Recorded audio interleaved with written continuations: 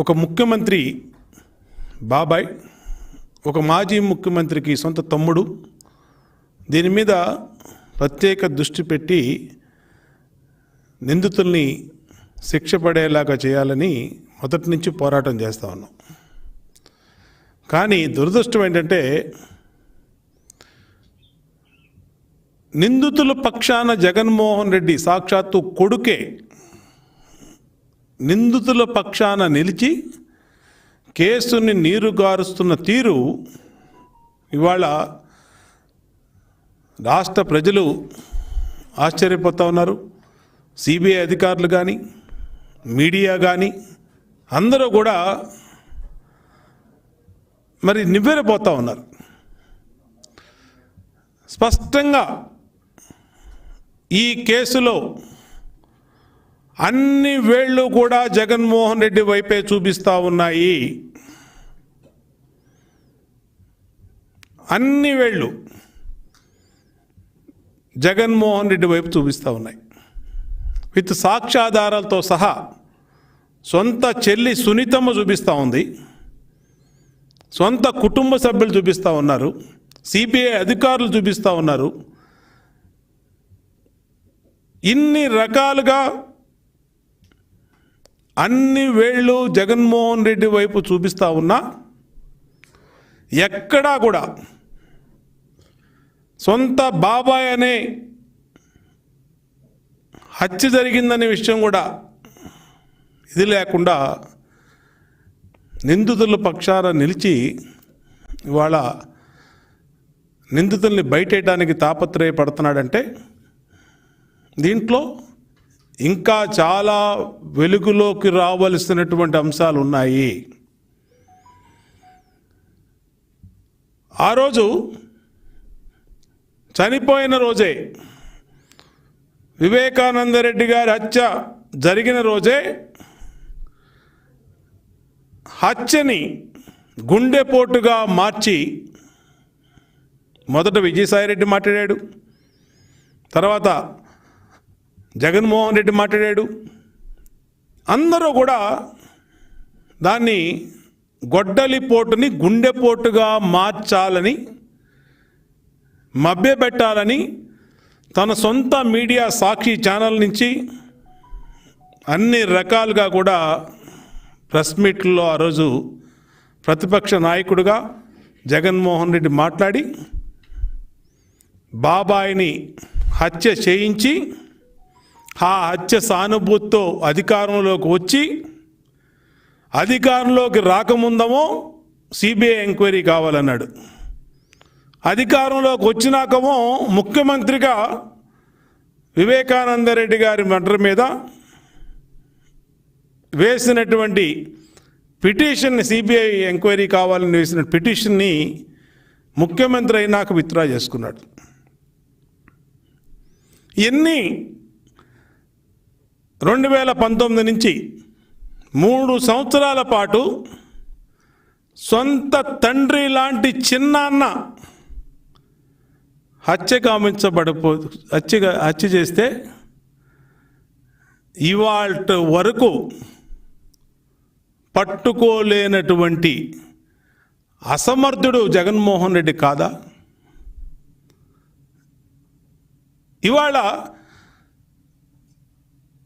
ముఖ్యమంత్రి సహకారం ఉండబట్టే కదా నిందితులందరూ దర్జాగా ఎంపీ అవినాష్ రెడ్డి కానీ అలాగే వాళ్ళ కుటుంబ సభ్యులు కానీ అందరూ ఇవాళ భరోసాతో ఉన్నారంటే వివేకానందరెడ్డి హత్యలో జగన్మోహన్ రెడ్డి నిందితుల పక్షాన నిలవటం వల్లే ఇవాళ ఇవన్నీ జరుగుతూ ఉన్నాయి. ఎప్పటికప్పుడు ఈ కేసు మీద ప్రతిపక్ష పార్టీగా ప్రతి అంశాన్ని అధికారుల దృష్టికి తీసుకెళ్తున్నాం. సిబిఐకి లెటర్లు రాసాం, అలాగే గవర్నర్ గారి దృష్టిలో పెట్టాం. అనేక రకాలుగా వాస్తవాలన్నింటినీ నిందితుల్ని అరెస్ట్ చేయటం కోసం అనేక రకాలుగా అనేక వాస్తవాలను బయటపెట్టాం తెలుగుదేశం పార్టీ. సాక్షుల విషయం కూడా చెప్పాం. సాక్షుల్ని మిగలనీరు, ఇది జగన్మోహన్ రెడ్డి గత చరిత్ర చెప్తా ఉంది. గత చరిత్రలో పరిటాల రవి కేసులో చేసిన వాళ్ళని, చేయించిన వాళ్ళని, చూసిన వాళ్ళని జైళ్లలో చంపేశారు, ట్రైన్లో చంపేశారు, డాక్టర్లు చంపేశారు, ఊళ్ళలో చంపేశారు. అన్ని రకాలుగా పోలీస్కి సమాచారం ఉన్నా ప్రీవియస్ పరిటాల రవి మర్డర్లో ఉన్నటువంటి సాక్ష్యాధారాలు, వీళ్ళ నైజం అన్నీ ఉన్నా ఇవాళ ఎందుకు ఉదాసీనంగా ఉన్నారు? మేము ఆ రోజు చెప్పాం, సాక్షులను కూడా చంపేసే పరిస్థితి ఉంది అని. అదే జరుగుతూ ఉంది ఇవాళ. మొన్నటికి మొన్న కటికరెడ్డి శ్రీనివాసరెడ్డి ఎలా చనిపోయాడో ఎవడికి తెలియదు. అతన్ని ఛార్జ్షీట్లో అతని పేరుంది. వివేకానందరెడ్డి గారి మర్డర్లో అతని పాత్ర మీద సునీతమ్మ అనుమానాలు వ్యక్తం చేసింది.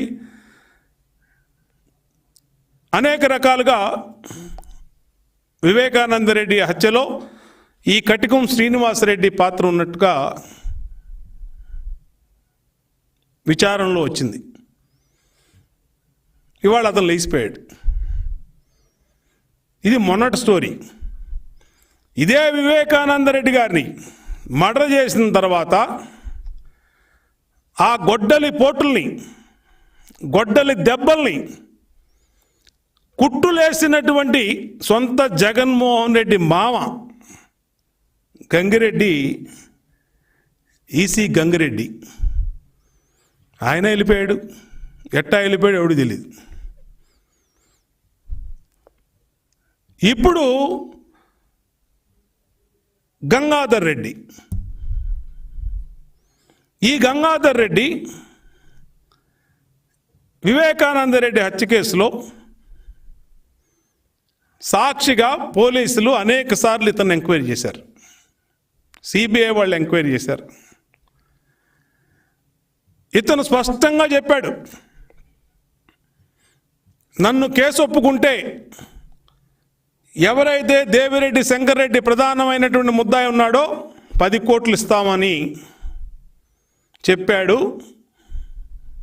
10 కోట్లు ఇస్తామన్నారు, కానీ నేను ఒప్పుకోలేదు, బయటకు వచ్చేసాను. ఇప్పుడు అనంతపురంలో ఉంటున్నాను. నాకు ప్రాణహాని ఉంది, రక్షణ కల్పించండి అని సాక్షాత్తు అనంతపురం జిల్లా ఎస్పీని మీడియా సాక్షిగా కలిసి 2 సార్లు రిప్రజెంటేషన్ ఇచ్చాడు. ఏదైతే దేవిరెడ్డి శంకర్రెడ్డికి ప్రధాన అనుచరుడుగా ఇవాళ చనిపోయినటువంటి గంగాధర్ రెడ్డి ఉన్నాడో, ఇతంది సాధారణ మరణం కాదు. ఈ ప్రభుత్వం నేరస్తులు, అసలైన నేరస్తులు, దీంట్లో అవినాష్ రెడ్డి కానీ, ఇంకా అవినాష్ రెడ్డికి సంబంధించిన కుటుంబ సభ్యులు కానీ ఎవరైతే బయటపడతారో వాళ్ళ పేర్లు బయటికి రాకుండా ఉండటం కోసం ఇతన్ని కూడా చంపేశారు అనేది ఇవాళ వస్తున్నటువంటి సమాచారం. ఏం జరుగుతూ ఉంది? సాక్షాత్తు ఎంక్వైరీ చేస్తున్న సిబిఐ అధికారుల మీద ఏమైపోయాడండి ఆ స్పెషల్ ఆఫీసర్ రామ్ సింగ్, అతని మీద బాంబులు వేస్తూ ఉన్నారు. అతని మీద అప్పుడు ముఖ్యమంత్రి చేతిలో కీలుబొమ్మలాగా ఉన్నటువంటి సవాంగ్ డీజీపీ కేసు పెట్టాడు. సిబిఐ అధికారుల మీద దేశంలో ఎక్కడన్నా ఎంక్వైరీ చేస్తున్న అధికారుల మీద కేసు పెట్టారంటే భారతదేశంలో మొట్టమొదటిది జగన్మోహన్ రెడ్డి ఆంధ్రప్రదేశ్ ప్రభుత్వంలో, జగన్మోహన్ రెడ్డి ప్రభుత్వంలో. ఆ రామ్ సింగ్ ఏమైపోయాడండి? ఆ రోజు వెళ్ళినోడు ఇవాళ వరకు లేడు. సిబిఐ అధికారుల మీద, ఇన్వెస్టిగేషన్ చేస్తున్న అధికారుల మీద బాంబులు వేస్తామని బెదిరించారు, కేసులు పెట్టారు, వాళ్ళని వెంటాడుతూ ఉన్నారు. ఇన్ని రకాలుగా ఈ కేసులో అధికార దుర్వినియోగం జగన్మోహన్ రెడ్డి చేస్తా ఉన్నా కొంతమంది నిజాయితీ కలిగిన సిబిఐ అధికారులు ఇన్వెస్టిగేషన్ని చేస్తానే ఉన్నారు. మేము అడుగుతా ఉన్నాం, నిన్న ఇదే జగన్మోహన్ రెడ్డి బంధువులు పులివెందుల్లో సందుకొకడు గొంతుకొకడు ఉంటే జగన్మోహన్ రెడ్డి అవినాష్ రెడ్డి ఇంటి కొలతలు ఎందుకు వేశారండి సిబిఐ వాళ్ళు? సమాధానం చెప్పది నువ్వు. నీ ఇంటి కొలతలు పులివెందుల్లో గూగుల్ మ్యాప్స్ ఆధారంగా ఏదైతే వివేకానంద రెడ్డి గారి హత్య జరిగిన నైటు తెల్లవారుజామున నిందితులు మీ ఇంటి దగ్గరికి, అవినాష్ రెడ్డి ఇంటి దగ్గరికి రాబట్టే ఇవాళ గవర్నమెంట్ సర్వేలతో గూగుల్ కోఆర్డినేట్స్తో ఈరోజు ఇన్వెస్టిగేషను మీ ఇంటి దాకా వచ్చి కొలతలు వేశారు. మేము ఒకటే చెప్తా ఉన్నాం జగన్మోహన్ రెడ్డికి, నువ్వు ఎంత రక్షించాలనుకున్న అవినాష్ రెడ్డిని రక్షించలేవు. నువ్వు ఢిల్లీ వెళ్ళి ఢిల్లీలో ప్రధానమంత్రి దగ్గర లేదంటే హోంమంత్రి దగ్గర లేదంటే నీ లోపల ఒప్పందాలతో కొంత టైం అయితే నువ్వు తెచ్చుకోగలుగుతావేమో, కానీ నిందితుల్ని మాత్రం శిక్ష పడటం ఖాయం. సిబిఐ అధికారులు కూడా విజ్ఞప్తి చేస్తూ ఉన్నాం, మీరు ఇంకా దీన్ని త్వరితగతిన కొలిక్కి తీసుకురావాలి ఈ కేసుని. ఇప్పటికే అవినాష్ రెడ్డిని అరెస్ట్ చేయాల్సినటువంటి పరిస్థితి ఉండేది. మిగిలిన కేసుల్లో నిందితుల మీద, అనుమానితుల మీద దొరికినటువంటి ఆధారాలు వీటి సాక్షిగా ఈ పాటికే అవినాష్ రెడ్డిని ఎప్పుడూ అరెస్ట్ చేసి ఉండాల్సింది. ఎందుకంటే హత్య జరగంగానే తెల్లవారుజామున 4:30 గంటలకి వెళ్ళినటువంటి మొట్టమొదటి వ్యక్తి అవినాష్ రెడ్డి. మంచం మీద గొడ్డలి దెబ్బలతో చనిపోయినటువంటి వివేకానంద రెడ్డిని ఈసీ గంగారెడ్డి హాస్పిటల్ నుంచి, జగన్మోహన్ రెడ్డి మామ హాస్పిటల్ నుంచి కాంపౌండర్ను తీసుకొచ్చి కుట్లేపిచ్చి సాక్ష్యాలను తారుమారు చేసి రక్తపు మడుగుల్ని తుడిచేసి బాత్రూంలో గుండెపోటుతో చనిపోయినట్టుగా సాక్ష్యాలని తారుమారు చేసిన వ్యక్తి అవినాష్ రెడ్డి. ఎందుకు ఇన్ని రోజులు అతన్ని, ఎవరి ఒత్తిడి వల్ల, ఏం జరుగుతూ ఉంది, ఇంకా ఎంతమంది చనిపోవాలి? సాక్షులు పెట్టల్లా రాలిపోతూ ఉన్నారు.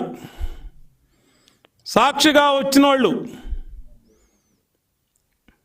శ్రీనివాసరెడ్డి, కటికిరెడ్డి శ్రీనివాసరెడ్డి చచ్చిపోయాడు. హాస్పిటల్లో కుట్లేసినటువంటి జగన్మోహన్ రెడ్డి మామ ఈసీ గంగారెడ్డి చనిపోయాడు.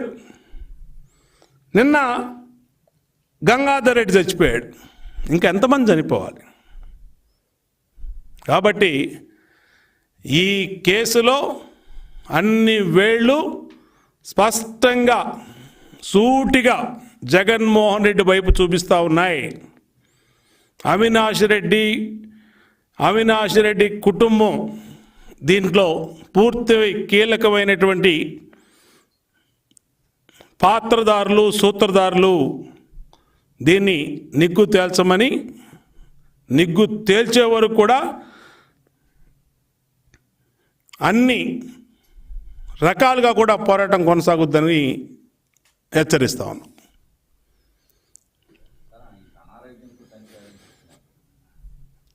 అనారోగ్యమే. గతంలో కూడా పరిటాల రవి హత్య కేసులో సాక్షులు ఇలాగే అనారోగ్యంతో చనిపోయారు.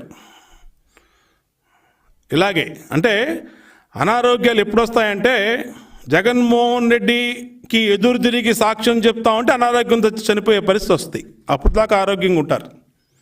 ఇప్పుడు ఈ గంగాధర్ రెడ్డి 2 సార్లు అనంతపురం జిల్లా సూపరింటెండెంట్ ఆఫ్ పోలీస్ని, నా ప్రాణాలకి హాని ఉంది, నన్ను చంపుతామంటున్నారు, 10 కోట్లు ఇస్తాం శంకర్రెడ్డి దేవిరెడ్డి శంకర్రెడ్డి కేసు ఒప్పుకోమని నాకు ప్రెజర్ చేస్తున్నాడు, నేను కడప జిల్లా వదిలేసి ఇక్కడికి వచ్చేసాను, నాకు రక్షణ కల్పించండి అన్నాడు. ఇంత చెప్పినాక అనుమానం ఇవాళ చనిపోతే ఎందుకు కనీసం పోస్ట్ మార్టం నిర్వహించలేదు? ఇంత ప్రధానమైనటువంటి ఒక ముఖ్యమంత్రి బాబాయ్ కేసులో సాక్షిగా ఉన్నటువంటి వ్యక్తిని నన్ను చంపుతున్నారు వీళ్ళు నిందితులు అని చెప్పినాక కూడా అతను చనిపోతే ఏ విధంగా చనిపోయాడండి? ఎవరి కళ్ళకి గంతలు కడతారు వీళ్ళు? వీళ్ళ అధికారం ఉందని ఆ అధికారాన్ని అడ్డం పెట్టుకొని చట్టానికి గంతలు కట్టాలని చూస్తూ ఉన్నారు. ఇది కాదు, ఖచ్చితంగా ఇది బయటకు వస్తాయి. ఇప్పటికీ చాలా వరకు వచ్చేసింది, చివరి దశలో ఉంది. ఖచ్చితంగా నిందితులు లోపలికి వెళ్ళటం ఖాయం. జగన్మోహన్ రెడ్డి ఇప్పటికైనా వాళ్ళని కాపాడకపోతే ఈ పాటికి ఎప్పటికో జరిగిపోయేదని కూడా తెలియజేస్తాం.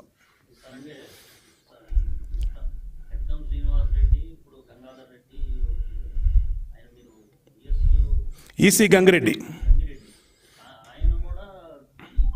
ఆయన హాస్పిటల్లోనే కదా కుట్లు కట్టింది. ఖచ్చితంగా ఆయన ఎలా చనిపోయాడు? భారతీ తండ్రి అంటే ఇప్పుడు జగన్మోహన్ రెడ్డి బాబాయ్ కదా వివేకానంద రెడ్డి. ఎవరు వివేకానంద రెడ్డి? ఎవరు? జగన్మోహన్ రెడ్డి చిన్నాన్న కాదా?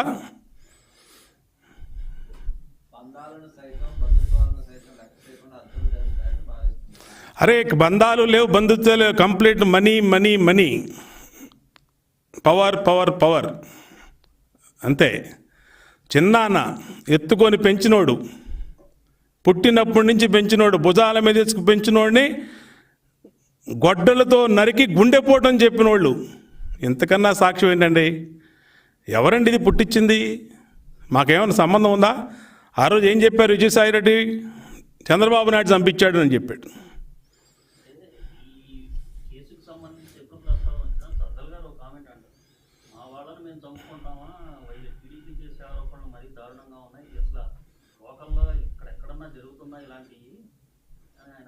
మరి అదే సజ్జల్ని నేను సూటుగా అడుగుతా ఉన్నా, మీ వాళ్ళని నువ్వు కాపాడకపోతే నువ్వు 3 సంవత్సరాల అధికారంలో ఎందుకు వాళ్ళని అరెస్ట్ చేయలేకపోయావు? ఎందుకు నిందితుల్ని పట్టుకోలేకపోయావు? నీ వాళ్ళని, నువ్వు చంపిన వాళ్ళని నువ్వు కాపాడకపోతే సూటిగా సమాధానం చెప్పండి. సజ్జలు చెప్తాడా, విజయసాయిరెడ్డి చెప్తాడా, జగన్మోహన్ రెడ్డి చెప్తాడా, లేదా ఇంకొకళ్ళు చెప్తారా? 3 సంవత్సరాలు అయింది. చనిపోయిన వ్యక్తి సామాన్యుడి వ్యక్తి కాదు. ఒక మాజీ ముఖ్యమంత్రి తమ్ముడు, ఒక మాజీ మంత్రి, మాజీ ఎంపీ, మాజీ ఎమ్మెల్సీ, ప్రస్తుత ముఖ్యమంత్రి బాబాయ్. అదే వివేకానంద రెడ్డి హత్యని తెలుగుదేశం పార్టీ చంపించిందని చెప్పి అధికారంలోకి వచ్చి సానుభూతి సంపాదించి అధికారంలోకి వచ్చిన జగన్మోహన్ రెడ్డి అధికారంలో రాగానే సిబిఐ ఎంక్వైరీ ఎందుకు వెనక్కి తీసుకున్నాడండి? సజ్జలను చెప్పండి. 3 సంవత్సరాలు అయింది అధికారంలోకి వచ్చి, 3 రోజులు కాదు మేము మాట్లాడుతూ ఉంది. ఏం గడ్డి పీకుతూ ఉన్నారు వీళ్ళు? నిందితుల్ని ఎందుకు అరెస్ట్ చేయాలా? మళ్ళా సిబిఐ అధికారుల మీద కేసు పెట్టారు. స్పెషల్ ఆఫీసర్ రామ్ సింగ్ వదిలేసి వెళ్ళిపోయాడు కేసు, ఇక్కడి నుంచి మధ్యలోంచి వదిలేసి. ఏమైపోయారు ఇదంతా?